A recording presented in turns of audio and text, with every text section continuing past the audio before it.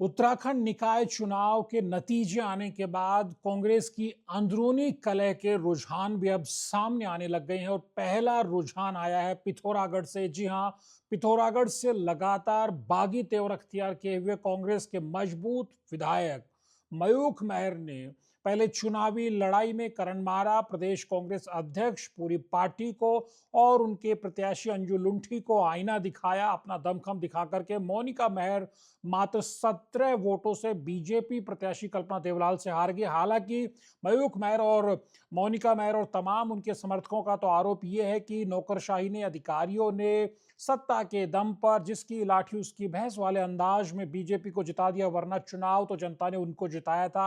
लेकिन उसके बाद सोशल मीडिया में जिस तरह बड़ी सी चिट्ठी लिख करके मयूख महर ने करण मारा को निशानी पे लिया है, वो बताता है कि आने वाले दिनों में ये पिथौरागढ़ से जो शुरुआत हुई है, इसके बहुत सारे संकेत अलग अलग जगह से दिखाई देंगे। क्योंकि आप जानते हैं कि जिस अंदाज में करण मारा वर्सेस मयूख महर की जंग निकाय चुनाव में टिकट के बाद देखी जा रही थी, करण मारा अंजू लुंठी को टिकट दिला देते हैं, मयूख महर लगातार मोनिका महर को टिकट दिलाना चाह रहे थे, उसके बाद उनको निर्दलीय चुनाव लड़ाया और वो बहुत मजबूती से चुनाव लड़ी और करण मारा के सामने मयूख महर ने साबित कर दिया कि पिथौरागढ़ में वही कांग्रेस है, उनके बिना कांग्रेस की वहां जमानत जब्त है। क्योंकि जिस अंदाज में अंजू लुंठी की जमानत जब्त हुई है, ये बहुत बड़ा सेटबैक है प्रदेश कांग्रेस अध्यक्ष करण मारा के लिए। अब सीधे सीधे 3 सवाल रख दिए हैं मयूख महर ने करण मारा के सामने, कांग्रेस नेतृत्व, राष्ट्रीय नेतृत्व के सामने।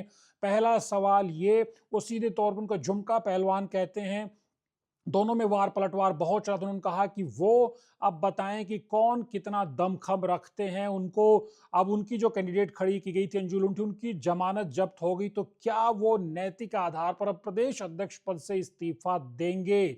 ये सीधा सवाल रखते हैं। दूसरा सवाल मयूख महर ने कांग्रेस नेतृत्व पर भी उठा दिया। उन्होंने सीधे तौर पर कहा कि जो दिल्ली में बैठी कांग्रेस जो कुंभकर्णी नींद सोई हुई है, वो क्या करण मारा जैसे स्लीपर सेल, जो बीजेपी के स्लीपर सेल है, क्योंकि अक्सर करण मारा कांग्रेस में बीजेपी के स्लीपर सेल होने की बात करते हैं, उस पर डंके की चोट पर अब मयूख महर ने कहा है कि करण मारा जैसे बीजेपी के जो स्लीपर सेल कांग्रेस में है, क्या उन पर अब एक्शन लेगी कांग्रेस नेतृत्व, कांग्रेस का आला कमान जो कुंभकर्णी नींद में सोया हुआ है? और तीसरा सबसे बड़ा और पेचीदा सवाल वो डंके की चोट पे ये पूछते हैं कि उनको झुमका पहलवान के साथ यानी कि करण मारा के साथ कांग्रेस में काम नहीं करना है, तो क्या उन पर जो एक्शन लिया जाना था वो एक्शन वो लेंगे? क्योंकि वो जिस तरह डंके की चोट पर पूछ रहे हैं कि जनता ने उनके पक्ष में एक बड़ा समर्थन दिखाया है, इस लिहाज से अब वो कांग्रेस में एक तरह से परेशानी खड़ी करने वाले अंदाज में मयूख महर ने करण मारा को कटघरे में खड़ा किया है।